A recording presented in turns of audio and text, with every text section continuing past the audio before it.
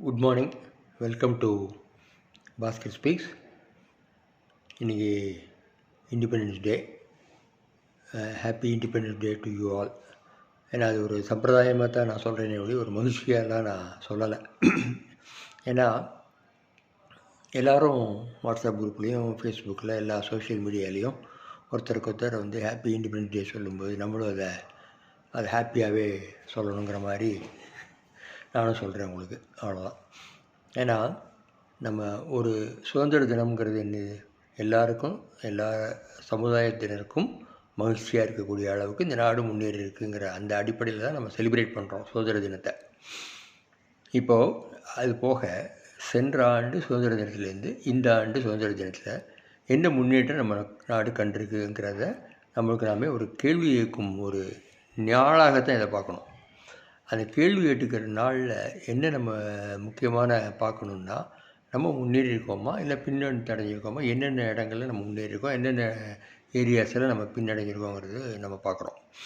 அப்படி பார்க்கும்போது கடந்த ஒரு வருடமாக நாடு எல்லா விதங்கள்லேயும் ஒரு படுமோசமான சூழ்நிலைக்கு தள்ளப்பட்டு கொண்டிருக்கிறதுங்கிறது தான் நம்ம பார்க்குறோம்.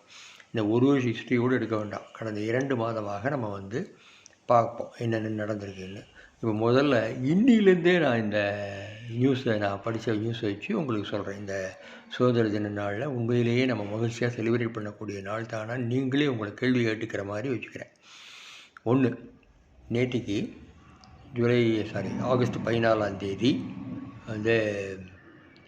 ஜவஹர்லால் நேரு யூனிவர்சிட்டி ப்ரொஃபஸர் ஒரு ஸ்கூலில் டெல்லியில் உள்ள சர்தார் வல்லபாய் பட்டேல் வித்யாலயா ஸ்கூலில் அவங்கள ஒரு கெஸ்ட் லெக்சருக்காக கூப்பிட்ருக்காங்க.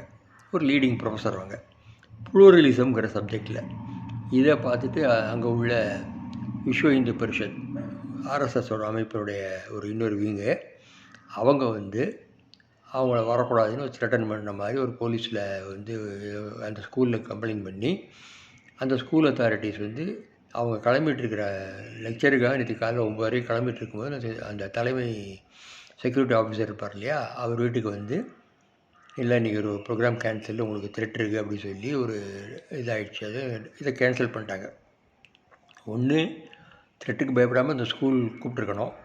ரெண்டாவது, த்ரெட்டு எப்படி கொடுக்க முடியும்? அவங்க ஒரு ப்ரொஃபஸரை கூப்பிட்டு சொல்கிறதுக்கு ஒரு த்ரெட்டு ஒரு ஸ்கூலுக்கு கொடுக்க முடியும்னா எந்த அளவுக்கு நம்ம டெமோக்ரஸி ஃபங்க்ஷன் ஆகிட்டுருக்கு, எந்த அளவுக்கு நம்மளுடைய freedom of thought, freedom of எக்ஸ்ப்ரெஷன்லாம் இருக்குங்கிறத நம்ம நமக்கு நாமே கேள்வி கேட்டுக்கணும்.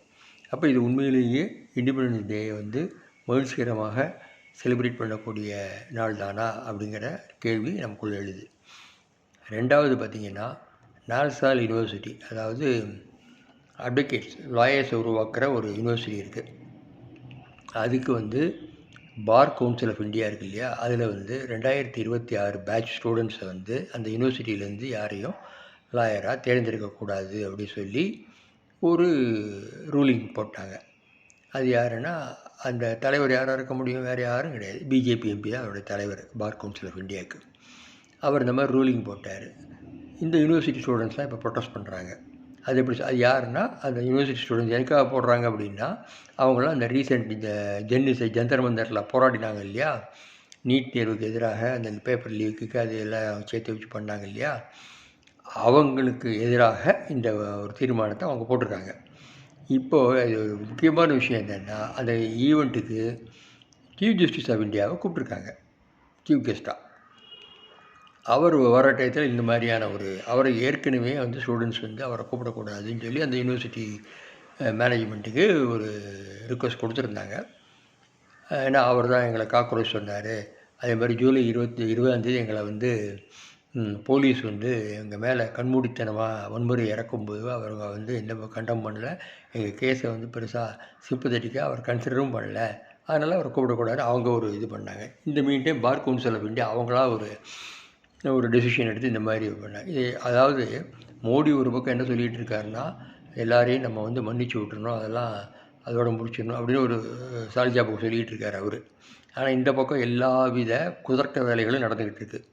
ஸோ இது என்ன காமிக்குது அப்படின்னா, இந்தியாவில் ஜனநாயகம் சீரழிஞ்சு போயிருக்கிறது தான் நம்ம இதெல்லாம் இன்றைக்கி நியூஸ் நான் சொல்கிறேன் பாருங்கள். இன்றைக்கும் நான் டைம்ஸ் ஆஃப் இந்தியா நியூஸை நான் படிக்கிறேன் உங்களுக்கு. அடுத்தது இதே இன்றைக்கி நியூஸ் சொல்கிறேன். முசாஃபர் நகர்னு உத்தரப்பிரதேஷில் ஒரு ஊர், சின்ன ஒரு ஊர். அந்த ஊரில் இந்து முஸ்லீம்ஸ், அது வந்து முஸ்லீம் டாமினேட்டட் ஏரியா. ஆனால் இந்து முஸ்லீம்ஸ் வந்து ரொம்ப ரொம்ப வருஷமாக நல்ல ஒற்றுமையோடு இருக்கிற இடம். அந்த இடத்துல செப்டம்பர் 2013, 2014 மேல தான் எலெக்ஷன் வருது. பார்லிமெண்ட் ஃபஸ்ட்டு பிஜேபி வந்து முழு மெஜாரிட்டியோடு வர்ற இது வந்து அந்த 2014 தான். அதுக்கான விதையை போட்ட இடம் என்னென்னா இந்த முசாஃபர் நகர் தான். ஒரு முஸ்லீம் ஹிந்து வன்முறையை தூண்டி, அங்கே உள்ள இந்து ஃபண்டமெண்டலிஸ்ட் குரூப்ஸ் எல்லாம் வன்முறையை தூண்டி மிகப்பெரிய கலவரம் நடந்தது அந்த இடத்துல. கிட்டத்தட்ட 5000 முஸ்லீம் குடும்பங்கள் அந்த கிராமத்தை விட்டு ஓடினாங்க, விரட்டி அடித்தாங்க. அதுக்கு இன்றைக்கி 13 வருஷம் கழித்து டிஸ்ட்ரிக்ட் மேஜிஸ்ட்ரேட் ஒரு தீர்ப்பு சொல்கிறாரு. அந்த குற்றவாளிகளெல்லாம் விடுவிச்சாச்சு, அந்த கேஸை வந்து டிஸ்மிஸ் பண்ணிட்டாங்க. இது எப்படிப்பட்ட அராஜகம் பாருங்கள். ஒரு குற்றவாளிகள் அதை வச்சு தான் பவரே வந்திருக்கு. 2014 உத்தரப்பிரதேசில் இல்லாட்ட 73 சீட் பிஜேபி வாங்கினாங்க. இந்த வன்முறையை தூண்டி தான் அந்த 73 சீட்டு வந்தது. இல்லாட்ட பார்லிமெண்ட்டில் மெஜாரிட்டி வந்திருக்காது அவங்களுக்கு. இந்த உத்தரப்பிரதேசில் இந்த வன்முறையை வச்சு தான் அவங்க பதவிக்காக வந்தாங்க.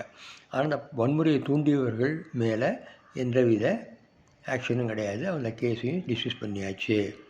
இந்த நாட்டில் செக்யூலரிசத்துக்கான ஒரு அனதர் இந்தியா ஒரு மதச்சார்பற்ற நாடுன்னு சொல்லிக்கிட்டே வேறு மாதிரியான கோர்ட்டுகளே இந்த மாதிரியான தீர்ப்புகளெல்லாம் சொல்கிறத நம்ம பார்க்குறோம். அப்போ டெமோக்ரஸி இல்லை, செக்யூலரிசம் இல்லை, நாட்டில் பெண்களுக்கு பாதுகாப்பே இல்லை, அந்த மாதிரியான ஒரு சுச்சுவேஷன் இருக்குது. சரி, அடுத்தது பாருங்கள், முக்கியமானது ஒரு 10 கோடி பேருக்கு இப்போ நம்ம தமிழ்நாடு எலெக்ஷன், தமிழ்நாடு, பெங்கால், கேரளாலாம் எலெக்ஷன் நடந்தது. இதில் நிறைய பேரோட ஓட்டு இதை வந்து வாக்குரிமையை வந்து எடுத்துட்டாங்க. நிறைய பேர், அதாவது ஒரு கிட்டத்தட்ட 2 கோடி பேருக்கு மொத்தத்தில் அவங்க எடுத்தாங்க. 3 ஸ்டேட்டு சேர்த்து வச்சுக்கலாம். இப்போது சென்சஸ் அடிப்படையில் ஒரு 10 கோடி பேரை குடியுரிமையே நீக்கிறதுக்கான வாய்ப்புகள் இருக்கிறதா பேச்சு அடிபடுது. 10 கோடி பேர்னால் நீங்கள் பாருங்கள், குடியுரிமை இருக்காமல் இந்தியாவில் இருப்பாங்களா? இருக்க முடியுமா? குடியுரிமை முதல்ல பறிப்பாங்க, அப்புறமா அவங்கள வந்து துன்புறுத்துறது, நாடு கடத்துறது, என்ன வேணால் பண்ணலாம் அவங்கள. அந்த மாதிரி குடியுரிமையை முதல்ல பறிக்கணுங்கிறதுக்காக தான் சில வேலையெல்லாம் பண்ணிகிட்ருக்காதா ரிப்போர்ட்ஸ்லாம் சொல்லுது. அப்போது நம்ம சொந்த நாட்டிலேயே அகதிகளாக மாறக்கூடிய ஒரு அபாயத்தை இந்திய அரசாங்கம் உருவாக்கி கொண்டிருக்கிறது. அப்படின்னா இந்த சுதந்திரம் உண்மையிலேயே நம்ம மகிழ்ச்சி தரக்கூடிய நாள் தானா? இந்த கேள்வியை நம்ம கேட்டு பார்க்கணும். அடுத்து ஜூலை 20ஆம் ஒரு போலீஸ் கட்டவிழ்த்து விட்டது இல்லையா, அந்த ஜெர்னலிஸ்ட் மேலே வன்முறையை, கடுமையான வன்முறை அது. அந்த வன்முறைக்கு அமித்ஷா தான் ஹோம் மினிஸ்டர், அவர் தான் போலீஸ் டிபார்ட்மெண்ட்டை பார்த்துக்கிறாரு டெல்லியில்.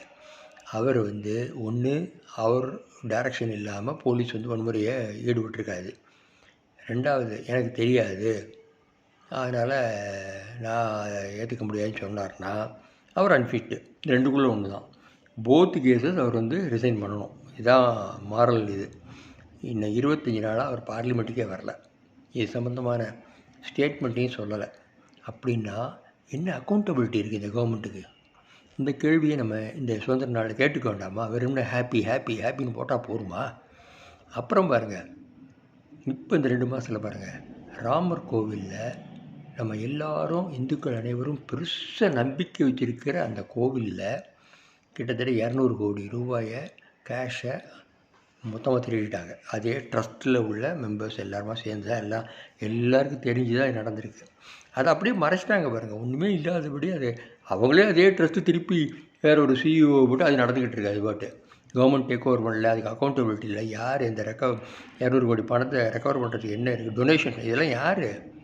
நம்ம கொடுத்த டொனேஷன்ப்பா, அதை முதல்ல ஞாபகம் வச்சுங்க. இந்த நாடு முழுக்க இந்து மக்கள் கொடுத்த டொனேஷனை அதே இந்து ஆட்சியாளர்கள், இந்து ட்ரஸ்ட்டு வந்து திருடிட்டாங்க. இது வந்து ஒரு எவ்வளவு மோசமான ஒரு விளைவு இந்த நாட்டில் வந்து நடந்திருக்கிற ஒரு விஷயம். அதை வந்து மொத்தமாக மூடி மறைக்க பார்க்குறாங்க. இது ஒன்று. ரெண்டாவது, கிட்டத்தட்ட ஒரு 10 கோடி பேர் வந்து 10-15 கோடி பேர் வச்சுக்கோங்களேன், காரு ஸ்கூட்டர் ஓன் பண்ணுறாங்க. இவங்களுக்கு பெட்ரோலுக்கு பேர் அதில் எத்தனால் 20ங்கிறத ஆட் பண்ணிட்டாங்க ஃபுல்லாக. அது வந்து எல்லா மோட்டார் அசோசியேஷன், பெரிய பெரிய கார் மேனுஃபேக்சரர்லாம் சொல்லிட்டாங்க. இப்போ கூட அவங்களுக்குள்ள இப்போ ப்ரைவேட் இமெயிலில் பயங்கரமாக என்ஜின் கெட்டு போயிடும் அப்படின்னு சொல்கிறாங்க. எத்தனாலோடைய விளைவு வந்து ரொம்ப மோசமாக இருக்கும் காரில். கவர்மெண்ட்டு என்ன ஒத்துக்குது அப்படின்னா மைலேஜ் கம்மியாகும் அப்படின்னு ஒத்துக்குது. 10% 20% வரைக்கும் மைலேஜ் போயிடும். மைலேஜ் போகணுன்னால என்ஜின் பாதித்தா தானே மைலேஜ் போகும். ஸோ இப்போது கிட்டத்தட்ட ஒரு 2-3 மாதமாக நல்ல விற்று அதில் ஆயிரக்கணக்கான கோடிகள் பயங்கர கொள்ளை. அது யார் என்னெல்லாம் நான் சொல்ல விரும்பலைப்பா, அது தனியாக பேசுவோம், அந்த டாபிக் தனி. இப்படி ஒவ்வொரு இடத்துலையும் கொள்ளை, என்ன ஒரு அராஜக சூழ்நிலை, ஜனநாயகத்தை படுகொலை செய்கிறது, நாட்டில் ஒரு சுதந்திரமான பேச்சுக்களுக்கு உரிமை இல்லாதது, பெண்கள் பாதுகாப்பு இல்லாத நிலைமை, என்ன நாட்டில் மதச்சார்பின்மைங்கிறது இல்லாத ஒரு சூழ்நிலை. இப்படிப்பட்ட சூழ்நிலையில் தான் இதை நம்ம கொண்டாடுறோம், சுதந்திர தினத்தை. இதை உண்மையிலேயே இதெல்லாம் நீங்கள் கன்சிடர் பண்ணிங்கன்னா, இதெல்லாம் நான் சொல்கிறது 2-3 நாளில் வந்த நியூஸு, நீங்களும் கொஞ்சம் கொஞ்சம் படிச்சிருப்பீங்க. இப்படிப்பட்ட சூழ்நிலை உண்மையிலேயே நாம் மகிழ்ச்சியாக இந்த சுதந்திர தினத்தை கொண்டாட முடியுமாங்கிற கேள்வியை நம்மளுடைய வருங்கால சந்ததியினருக்கு நம்ம என்ன இதை விட்டு வைக்கிறோம் அப்படிங்கிறத நம்ம பார்க்குறோம். நம்ம வாழ்ந்துட்டு போயிடலாம், ஆனால் அடுத்த ஜென்ரேஷன், அதுக்கு அடுத்த ஜென்ரேஷன் இதெல்லாம் எப்படி வாழ்வாங்க?